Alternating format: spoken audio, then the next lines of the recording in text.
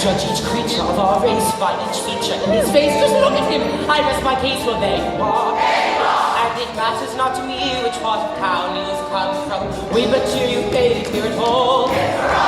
Here within this garish parish called the Music Hall. And there you are. How very glad we are that there you are. It isn't who you are, but where you are. And there you are. And grateful to see how fun and fair you are. There you are. And you are, my dear, are you out there? Up through the royal clock's bell. And who's that with you then? I am standing with a gent who seems singularly bent on attaching with his hands to hold my knees. I am sitting on the lap of a most engaging chap, and I'll let him do exactly as I please. I've a lady down in front who's handed me her latchkey. Surely she must know that's not so do. And he's only people when we're only more or less. And this man has cracked his eyes to show me my dressing room. There you are. How sophisticated, but there you are. Just like the rest of Leicester Square you are. Yes, there you are. And should be full well aware we are. So like you quickly talking out of us. We can but pray you're just blinding us. So drink and feel it, just unwinding us. A walking wicked frame of mind in us. You're finding us.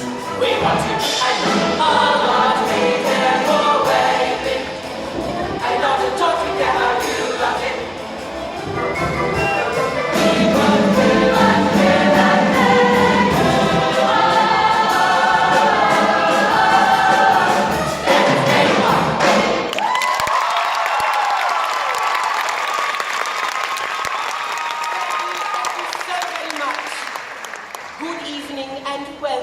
A very warm welcome on this most thrilling of evenings here at the Music Hall Royale.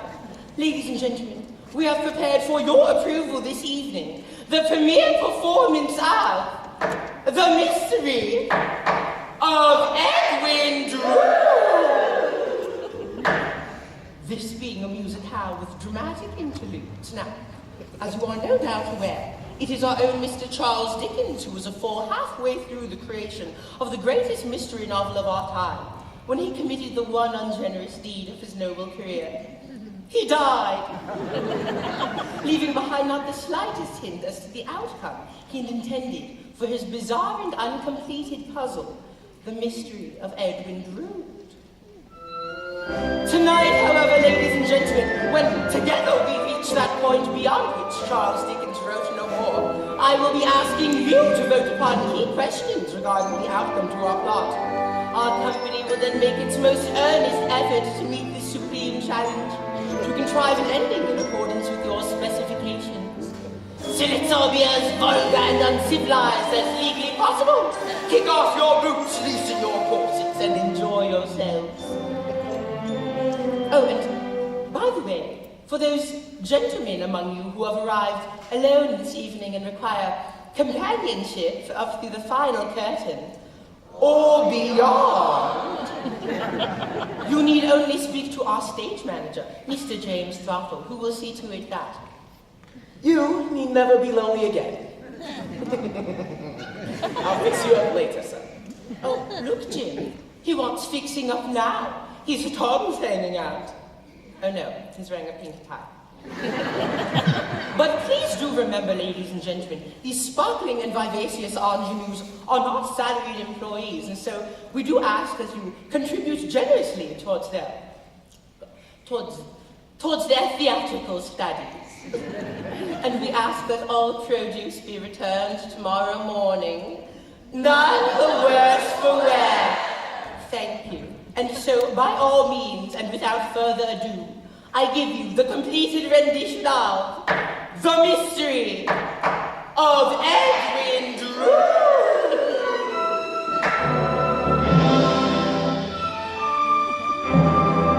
Cloisterham, the ancient mouldering cathedral city of Cloisterham. Not the most encouraging setting for the Christmas season now upon us. A warm wind blows through the giant elms, and they shed a gust here we are in the home of Mr. John Jasper, choir master of Cloisterham Cathedral. Choir master, composer, organist, and vocal instructor, John Jasper is blessed with a voice the angels themselves might envy. And who, ladies and gentlemen, more fit to essay the role of John Jasper than our very own gifted vocalist, Mr. Clive Paget?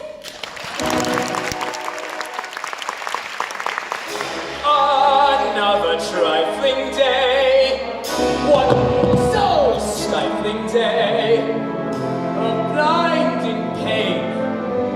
Boredom grinds my brain down to the grain.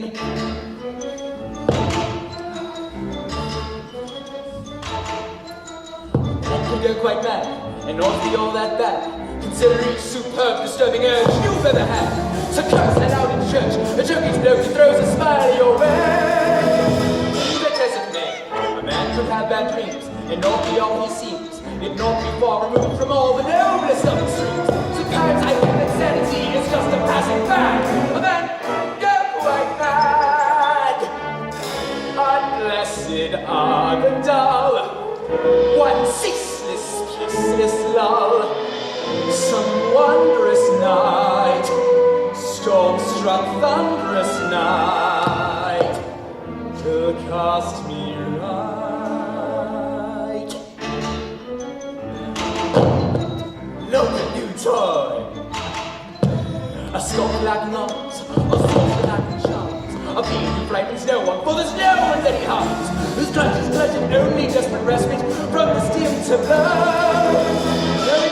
So, I hide myself in thought, where one cannot be caught, and feed on dreams that contradict each edict I've been taught. And if someday I lose my way in mind, you'll find me glad. But then, let me go! Quite mad!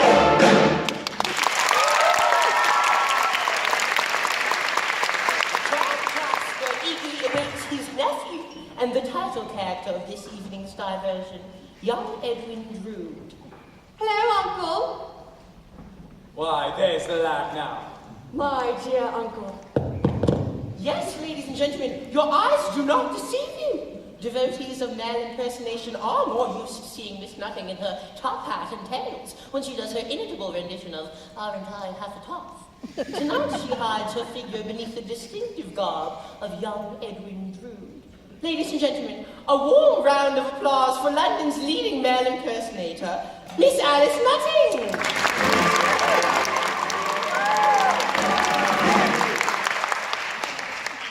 Hated Uncle. You forget, Ned, that uncle and nephew are words prohibited here by express agreement.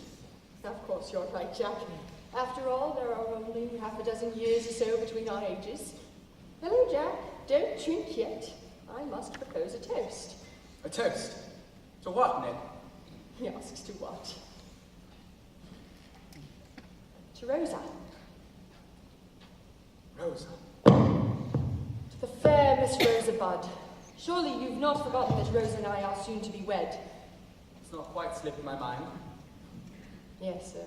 Tedious ceremony in your creaking cathedral, John, and then off with my wonderfully pretty child bride to dusty Egypt, where I intend to shake things up a bit. It's certain, then.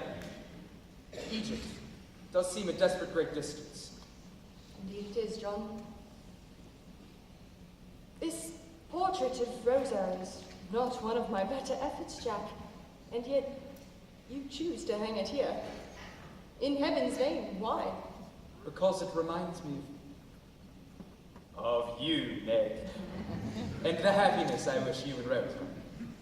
Yes, I'm sure we'll be quite happy, though our courtship suffers from an undeniable flatness, owing to the fact that my dead and gone father and her dead and gone father had as good as married us at birth. Why the devil couldn't have they just left us alone? Tut, tut, dear boy. Tut tut! It's all very well for you, Jack. You have the freedom to love whomsoever you choose. Hey, don't stop, dear boy. Do go on. Have I hurt your feelings, Jack? Possibly hurt my feelings. Good heavens, Jack! You look frightfully ill. There's a strange film come over your eyes? I've been taking a medicine for the pain, agony that overcomes me. Not to worry, the effects will soon be gone. My dear uncle. Then take it as a warning. In bed, Edwin, this is a confidence between us. It shall be sacredly preserved, John. I confide in you because... Because we are fast friends, and because you love and trust me just as I love and trust you. Both hands, Jack. My dearest Uncle Jack. My dearest nephew Ned. A life without your friendship would be like as good as dead. The winds of hell may blow, but as you well may know, I'll heed your call, never be too small to face the fires below. For you, two kinsmen more than brothers, we know no next of kin, and yet we know no others close and in the skin. The blood that flows between us, the bonds that tie us twain, two kinsmen when all others flee, then we remain. my dearest nephew Ned. My dearest Uncle Jack, if men say words against you, I would make them take them back. A loyal lad of mine would be but glad to die, if by my death one extra breath of life for you I'd buy. 'Tis true for you. Two kinsmen more than brothers, we know no next of kin, and yet we know no others closer beneath the skin. The blood that flows between us, the bonds that tie us twain, two kinsmen when all others flee, then we remain. 'Tis true for you, two kinsmen are the two. And it's nothing, Mr. Clyde Patrick, ladies and gentlemen. I trust the moderation of your applause merely means you are conserving your energies for the final curtain. But to continue our story. Young Edwin Drood is visiting Cloisterham to offer his regards to his bride-to-be, the fair Miss Rosa Budd, who, like Drood, is an orphan. Rosa resides at Cloisterham's most respectable seminary for young women, aptly, if not correctly named, the Nun's House. Ladies and gentlemen, in the part of the fair Miss Rosa Budd this evening, that most delicate of English roses, that blossoming bud who's even yet to be plucked. Ladies and gentlemen, the unspeakably lovely Miss Deirdre Peregrine.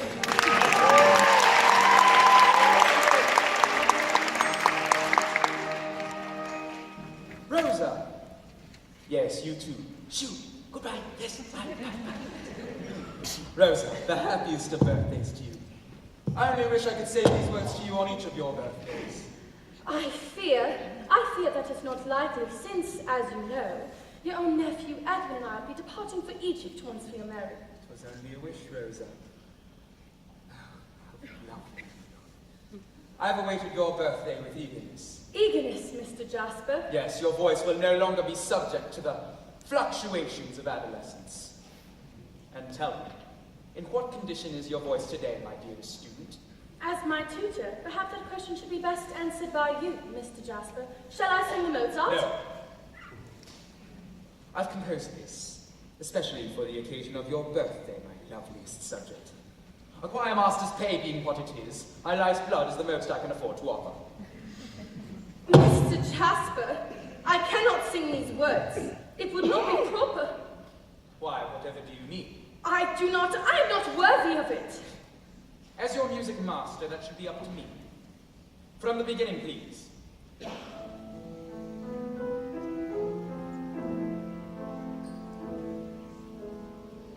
Between the very dead of night and day, upon a stilly sheet of light, I'll lay, and in the moonfall, I'll give myself to you.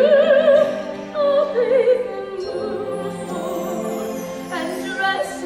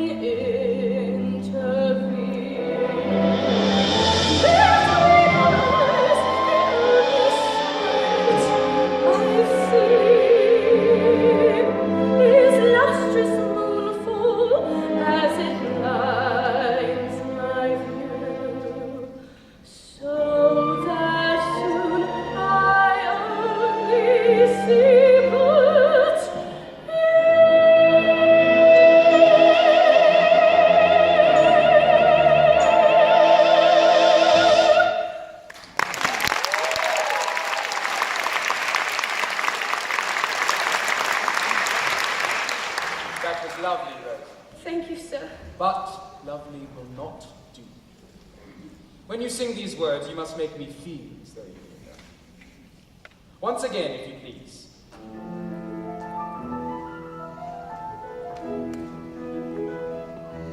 Between the very dead of night and day, upon a steely ship, and I can do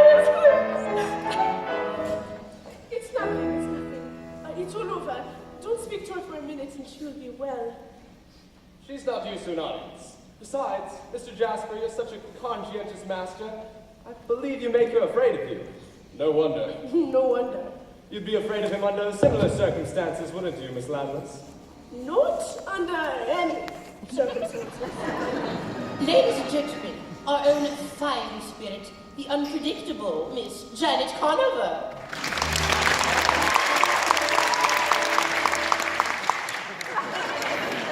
Good afternoon, Reverend Chris Sparkle. Good afternoon, Mr. Jasper. May I introduce young Neville Landless. He and his twin sister have just arrived from Ceylon, where they no longer have any family. Neville's been entrusted to my care, and Helena will be living here in the nun's house. Welcome to Cloister, Mr. Landless. I'm afraid Neville's been given over to me to calm his rather hot-tempered nature, and to start a new beginning here in Cloisterham. You and your sister lost your parents recently, Mr. Landless? Their mother died when they were quite young. And now their stepfather has crossed over as well. I am most sorry. There's no need for you break them into console. As it happens, it was well my stepfather died when he did, or I might have killed him. The newest member of our company, ladies and gentlemen, Mr. Victor Grinstein.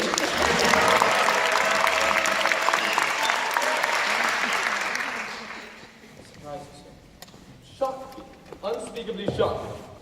You never saw him beat my sister. My stepfather was a brute, Mr. Jasper.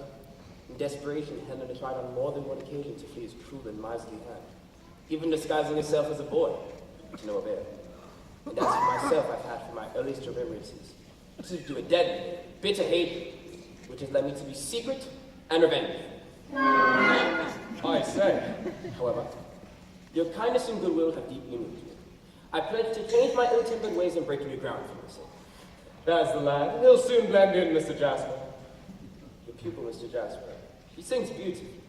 Thank you, sir. Your efforts have not been without success. I trust so, Mr. Landless. Now, may I inquire if your relationship extends beyond that of pupil and master? Heavens, no, Neville. Miss Bud is betrothed to young Edwin Drood, Mr. Jasper's nephew.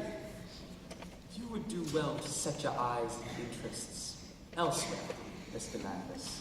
I beg your pardon, Mr. No pardon is needed. However, I must be off. Quiet practice, I fear. I wish you well in your new life here, Mr. Landless. Thank you. Thank you indeed, Mr. Jasper. I trust we shall meet again. And I would like to meet this Drood. See what sort of man is worthy the affections of Miss Bud. Steady, lad, steady. You're feeling better now, aren't you? Oh, much, thank you. These surroundings, which may seem very secure to you, are new and unsettling to me. You'll be my friend, won't you? I will be as good a friend as such a might have been compared to such a womanly and handsome creature as you.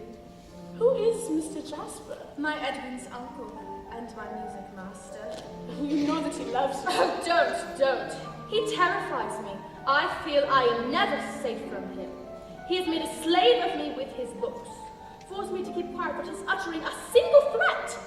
What is it that you fear, pretty one?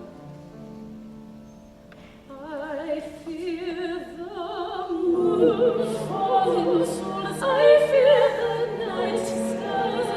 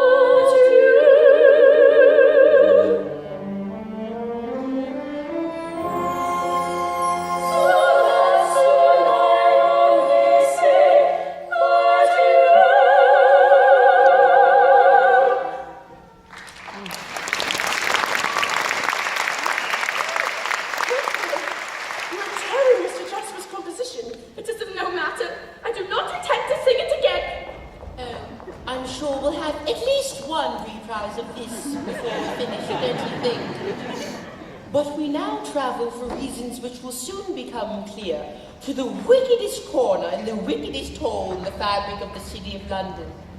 Below the streets and beneath contempt lies the opium den of the Princess Puffer.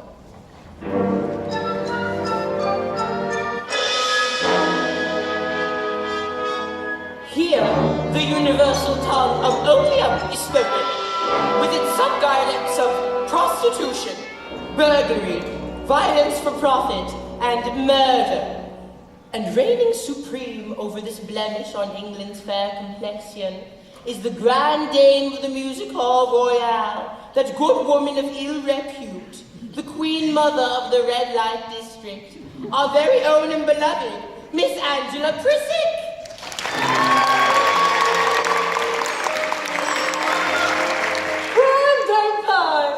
That's what I tell them. If it did, would I be here now?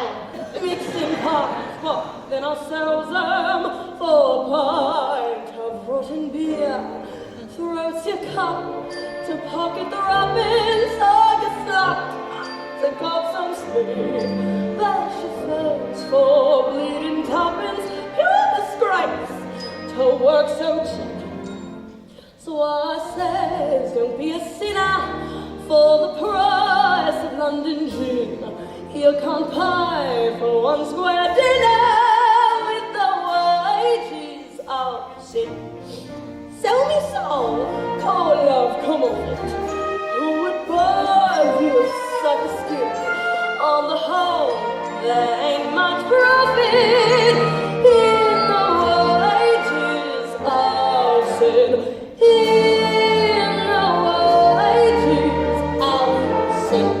In the wages of sin. Fancy seeing you here 2 nights in a row, mister.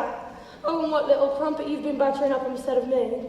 What little slice of roseberry tart. Oh, begging your pardon, miss, I'm sure. First night out in the town with him, is it, yeah? Well, never you fear, love. I've been with him on numerous occasions, and whatever he's got in store for you, praise God, it'll be over within an instant. I've seen girls from gutter families trap rich men with flatteries, and they cool past the German over nuptial breakfast trays. Over here, in bed 11, sleeps a bleeding hypocrite. Spends his days as cast to heaven, spends his nights amongst this shit. Madam, we don't use that word here, madam.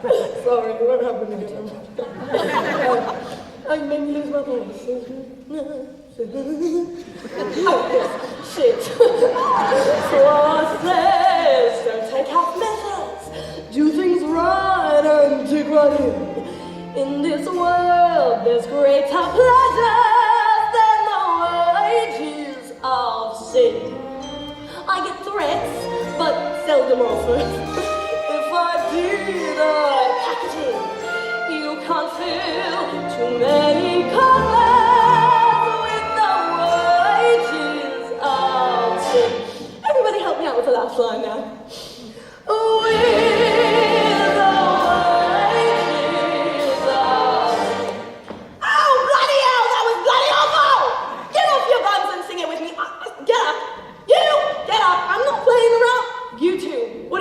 Like, for free. Now, get up.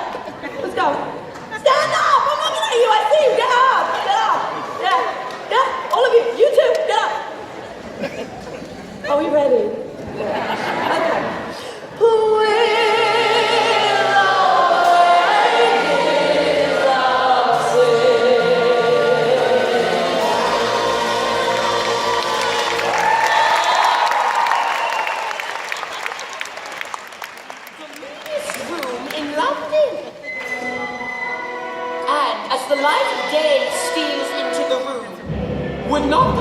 Of Cloisterham be astounded to discover in bed 11 the goodly choir master of Cloisterham Cathedral, Mr. John Jasper. Commander, I need not define it quickly.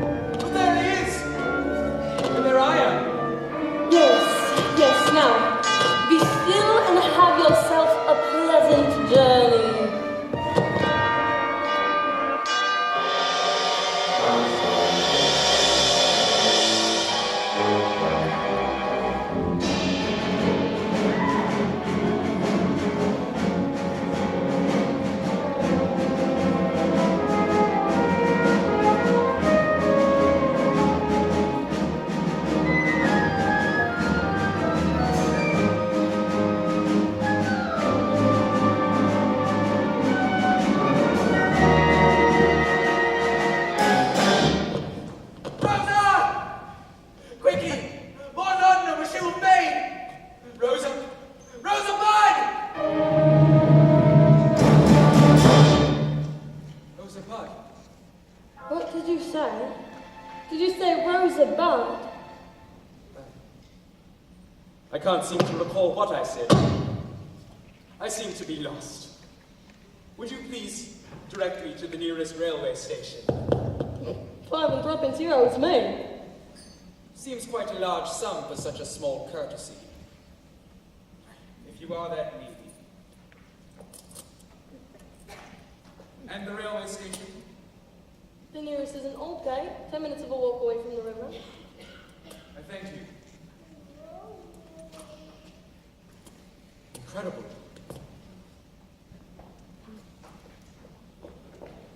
Who are you then? And what are you? I wonder how many of you noted that meaningful statement. It sounded suspiciously like a clue to me.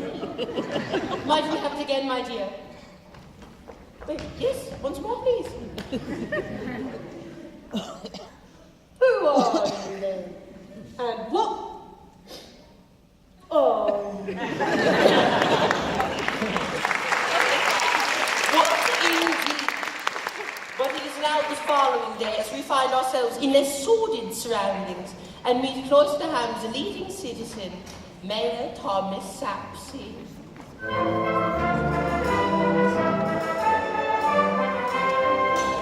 Good afternoon, Mayor Sapsey. Good afternoon, Mayor Sapsey. Really? With a supper? Well, it's 7, isn't it? Ladies and gentlemen, your kind indulgence for a short announcement. The part of Mayor Thomas Sapsey will not, I repeat, will not be portrayed by Mr. James Hitchens this evening as is stated in your program. As many of you know, Mr. Hitchens is more fond of the bar in the rear than of performing up here in front of the footlights. And so it will come as no surprise that he is once again massively indisposed due to injuries he received fighting for a lady's honor. Apparently, the lady wished to keep it. And so, dear friends, his part will be portrayed this evening by your own humble servant and chairperson. I refer, of course, to myself, with Mr. William Cartwright. Does this last-minute substitution meet with your approval? And I might add, it's more your luck than mine.